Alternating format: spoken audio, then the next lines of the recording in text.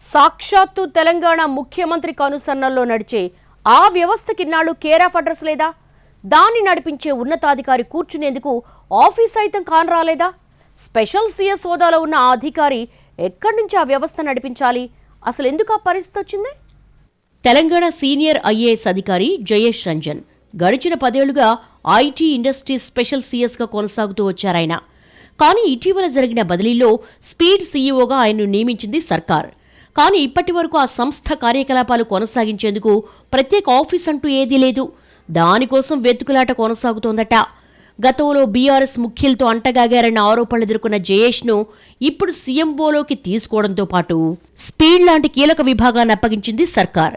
కానీ ఆయనకి ఇటు సచివాలయంలో కానీ అటు స్పీడ్ ఆఫీస్ కానీ లేకపోవడంతో ఎక్కడ ఛార్జ్ తీసుకోవాలో ఎలా కూర్చోవాలో అర్థం కాక సతమతమవుతున్నట్టుగా సమాచారం. స్పీడ్ ప్రోగ్రాం కింద 19 ప్రాజెక్టులున్నాయి.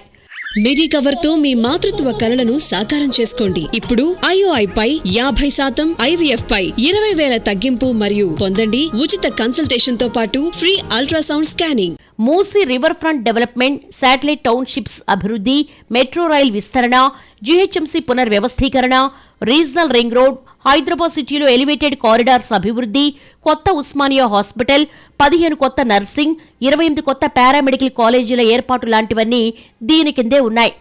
అంత ముఖ్యమైన విభాగానికి కేర్ ఆఫ్ అడ్రస్ అంటూ లేకుండా పోయింది. ఇప్పటి వరకు సంబంధిత శాఖల అధికారులతో సమీక్షా సమావేశాల కోసం బంజారాహిల్స్లోని police command control center, outer ring road దగ్గరలో ఉన్న Hyderabad growth corridor limited office, ముఖ్యమంత్రి నివాసం, సెక్రటేరియట్ కాన్ఫరెన్స్ లాంటి వాటిని సందర్భానుసారం వాడుతూ వచ్చారు. కానీ ఇప్పుడు సీఈఓ, అడిషనల్ సీఈఓ పోస్టులు ఏర్పాటు చేయడంతో ఖచ్చితంగా ఆఫీస్ చూడాల్సిన పరిస్థితి. జయేష్ రంజన్ లాంటి సీనియర్ ఐఏఎస్ ఆఫీసర్ను అపాయింట్ చేసేటప్పుడైనా కనీసం ఆఫీసు విషయాన్ని ఎందుకు పట్టించుకోలేదన్న విమర్శలు పెరుగుతున్నాయి. ప్రస్తుతానికి మాత్రం ఆయన వరకు సెక్రటేరియట్లో తాత్కాలిక ఛాంబర్ ఇచ్చినట్టుగా తెలుస్తోంది. కానీ పూర్తి స్థాయి స్పీడ్ ఆఫీస్ ఎక్కడన్న విషయంలో ఇంతవరకు క్లారిటీ రాలేదు. అనువైన భవనం కోసం వెతుకుతూనే ఉన్నారట. నగరంలో ఖాళీగా ఉన్న ప్రభుత్వ భవనాలు, ఔటర్ దగ్గరలోని నిర్మాణంలో ఉన్న బహుళ అంతస్తులతో పాటు బేగంపేటలోని మెట్రో భవన్, పాత రంగారెడ్డి జిల్లా కార్యాలయం, తార్నాకలోని HMDA బిల్డింగ్, ఆదర్శ్ నగర్లోని హెర్మిటేజ్ బిల్డింగ్ వంటి వాటిని పరిశీలిస్తున్నట్టుగా సమాచారం. అది వెంటనే దొరక్కుంటే ఫైనల్ గా సచివాలయంలోనే తాత్కాలిక సర్దుబాటు చేసే యోచన ఉందట. అయితే అంత కీలకమైన విభాగానికి ఇన్నాళ్లుగా ఓ కేర్ ఆఫ్ లేకపోవడం, ఇప్పుడు స్పెషల్ సీఎస్ హోదా ఉన్న అధికారిని అపాయింట్ చేశాక ఆఫీస్ కోసం పరుగులు పెట్టడంపై రకరకాలుగా చర్చించేసుకుంటున్నారట బ్యూరోక్రాట్స్. గత సర్కారులో 10 ఏళ్లు ఓ వెలుగు వెలిగిన జయేష్కు ఇప్పుడు ఓ ఆఫీస్ కూడా లేకుండా పోయిందన్న గుసగుసలు సైతం వినిపిస్తున్నాయి.